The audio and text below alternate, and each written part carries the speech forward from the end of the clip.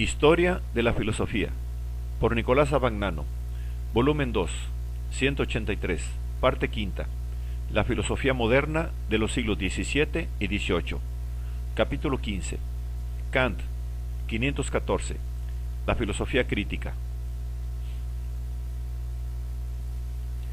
La simple enumeración de las obras de Kant demuestra que la orientación crítica de su filosofía se fue determinando a través de la influencia, cada vez más decisiva, del empirismo inglés.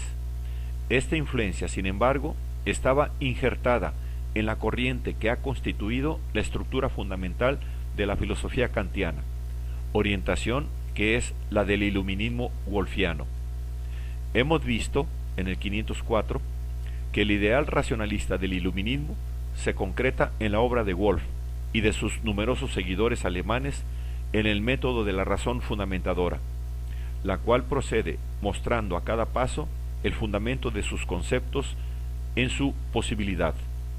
La coincidencia de fundamento y posibilidad es la característica de este método, el cual, por tanto, da por fundado, esto es, justificado, un concepto, cuando se pueda demostrar de este concepto la posibilidad, esto es, la falta de contradicciones internas. Al ideal de este método quedaba incorporada, sin duda, la filosofía leibniziana, que había tratado de elaborar el principio de una razón problemática opuesta a la razón geométrica y de los cartesianos, a la razón geométrica de los cartesianos y de Spinoza. Pero quedaba también incorporada y viva en él, sobre todo, la necesidad iluminista de limitar e individuar en cualquier campo las posibilidades auténticas del hombre. A este principio y a este método Kant se mantuvo siempre fiel. El hecho de que Kant utilizara constantemente para sus lecciones la metafísica de Baumgarten apenas cabe interpretarlo como lo explicaba Schopenhauer, por la necesidad de separar y distinguir su obra de filósofo de su actividad docente, para evitar que esta última contaminase y trivializase a la primera.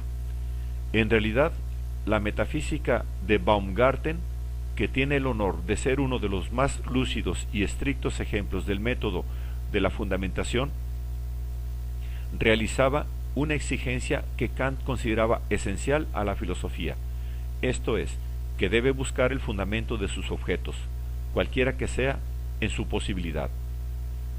Lo que todavía faltaba en este método, Kant lo vio muy pronto. La posibilidad no puede ser entendida en el aspecto puramente lógico-formal, como simple ausencia de contradicción. Ya en el único argumento posible para la existencia de Dios, de 1763, reconoce claramente que una posibilidad no es tal en virtud de la simple ausencia de contradicción. Toda posibilidad cae, dice, no sólo cuando hay una contradicción intrínseca, que es el aspecto lógico de la imposibilidad, sino también cuando no hay un material, esto es, un dato, que se pueda pensar.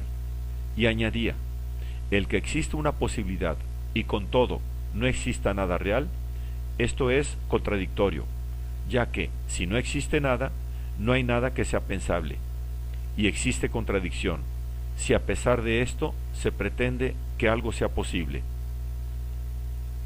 Lo que es posible debe contener, para ser verdaderamente posible, además de la pura formalidad lógica de su no contradicción, una existencia, una realidad, un dato, y la existencia, la realidad, el dato, no se reducen nunca a simples predicados lógicos. Estas proposiciones son básicas en la filosofía crítica kantiana.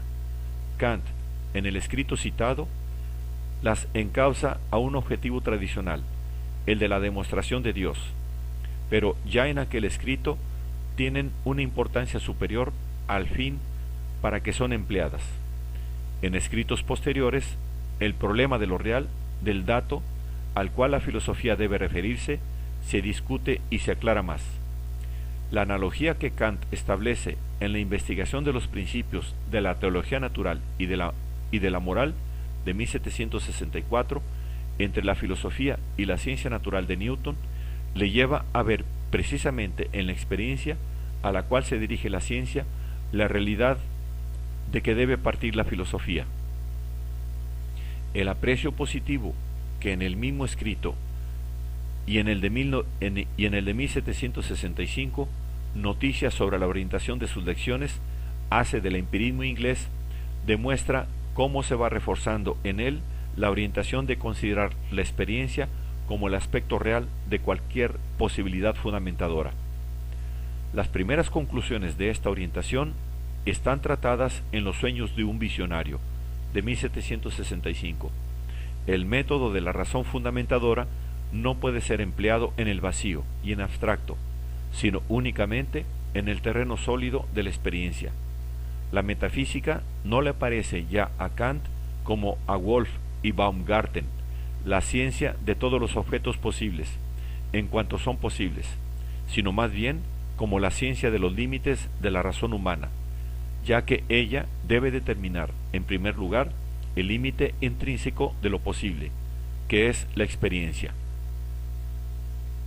Yo no he determinado aquí exactamente estos límites, decía él, pero los he indicado suficientemente para que el lector, reflexionando, pueda desembarazarse de todas las inútiles investigaciones sobre cualquier cuestión, cuyos datos quizá se encontrarían en un mundo distinto del que él siente. Y reconocía el mérito de la prudencia en el escoger entre los innumerables problemas que se presentan aquellos cuyas soluciones preocupan al hombre. Así es que Kant acepta de hecho el punto de vista que Locke había hecho prevalecer en el empirismo inglés, punto de vista que se puede expresar en dos proposiciones fundamentales. Primero, la razón no puede ir más allá de los límites de la experiencia. Segundo, la experiencia es el mundo del hombre, el mundo de aquellos problemas que preocupan al hombre. Pero este punto de vista lo articulaba y fundía al mismo tiempo con el método del iluminismo wolfiano. La razón debe fundamentar precisamente dentro de estos límites las capacidades y las facultades del hombre. Con el injerto y la fusión de estos objetivos había nacido la filosofía crítica de Kant.